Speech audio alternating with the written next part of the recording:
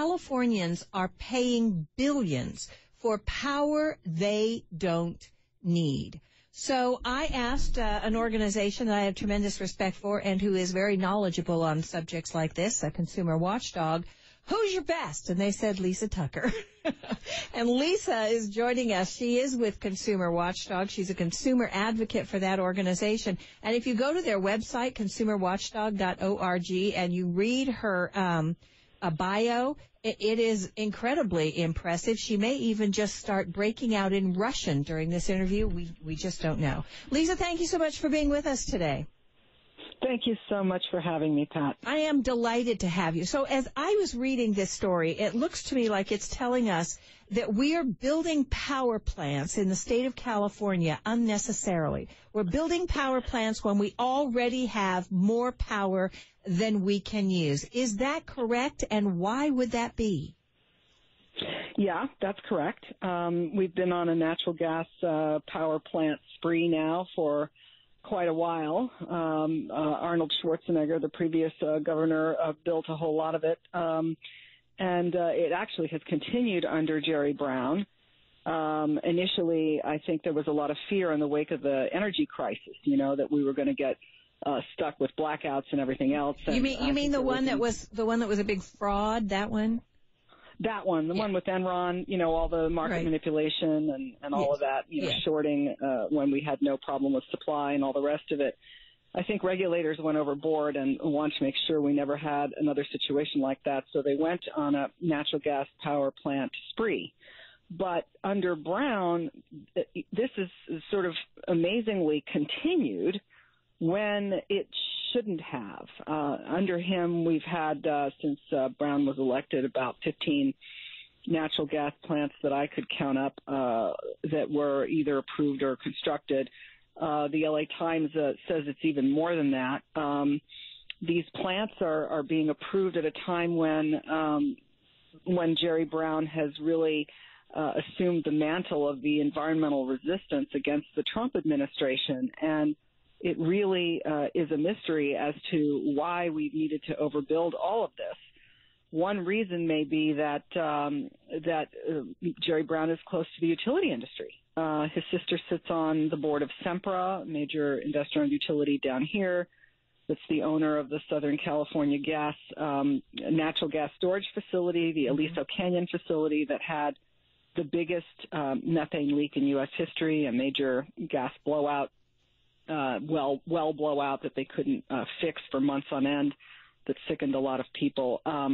She sits on, the board of Sempra. She's invested in a company that was invested in a company that owns land right next to the Aliso Canyon facility on which they wanted to build luxury housing.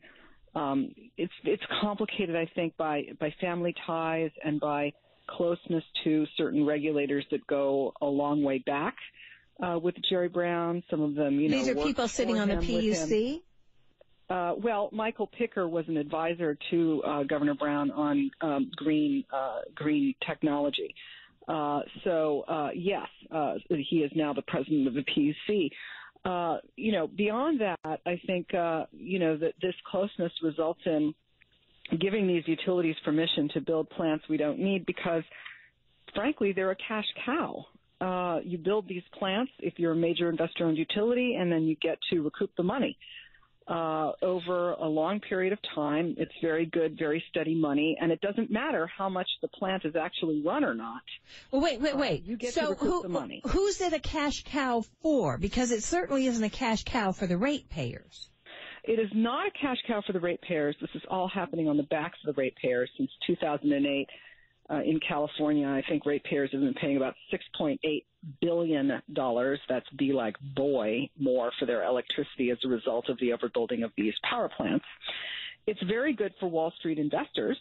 The stock prices of these three major investor-owned utilities have risen an average of 68% since Brown came to office. Sempra stock alone, 116%.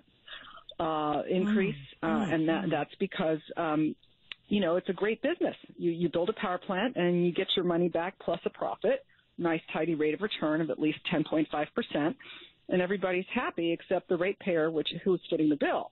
Yeah, one of the things that they say is that the average cost here in the state of California per kilowatt hour is 15.42 cents.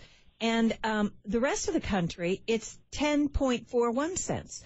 So yeah, we're paying about 50% more. Why? How does that? I don't understand how that happens. So we have excess power. We're using less than what we were using less than the rest of the country, and yet we're paying out the behind. Why?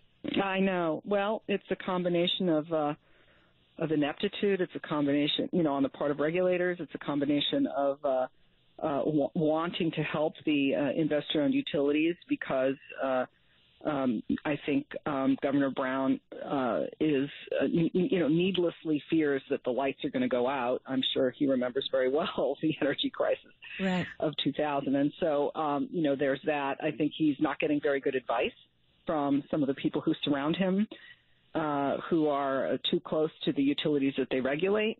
I think it's very complicated, but I also think that another thing that's very concerning to us, we just came out with a report called How Green is Brown. We just issued it today. It's on our website. And, we go over 7 different key environmental areas. And we rate Governor Brown on a scale from clean to murky to dirty. And in 6 out of 7, he comes out either murky or dirty. And he's definitely coming out dirty